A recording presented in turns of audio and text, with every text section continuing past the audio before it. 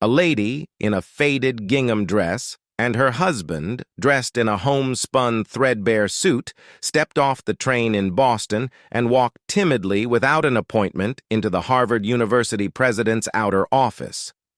The secretary could tell in a moment that such backwoods, country hicks had no business at Harvard, and probably didn't even deserve to be in Cambridge. "We want to see the president," the man said softly. "He'll be busy all day," the secretary snapped. "We'll wait," the lady replied. For hours, the secretary ignored them, hoping that the couple would finally become discouraged and go away. They didn't, and the secretary grew frustrated and finally decided to disturb the president, even though it was a chore she always regretted. "Maybe if you see them for a few minutes, they'll leave," she said to him. He sighed in exasperation and nodded. Someone of his importance obviously didn't have the time to spend with them, but he detested gingham dresses and homespun suits cluttering up his outer office. The president, stern-faced and with dignity, strutted toward the couple. The lady told him, "We had a son who attended Harvard for 1 year. He loved Harvard. He was happy here. But about a year ago, he was accidentally killed.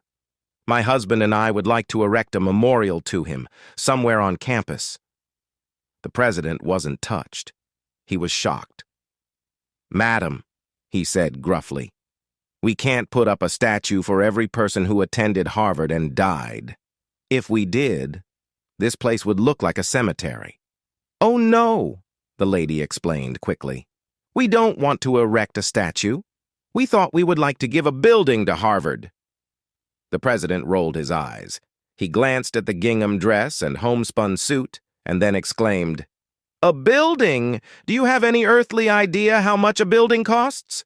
We have over $7.5 million in the physical buildings here at Harvard." For a moment, the lady was silent. The president was pleased. Maybe he could get rid of them now. The lady turned to her husband and said quietly, "Is that all it costs to start a university? Why don't we just start our own?" Her husband nodded. The president's face wilted in confusion and bewilderment. Mr. and Mrs. Leland Stanford got up and walked away, traveling to Palo Alto, California, where they established the university that bears their name, Stanford University, a memorial to a son that Harvard no longer cared about.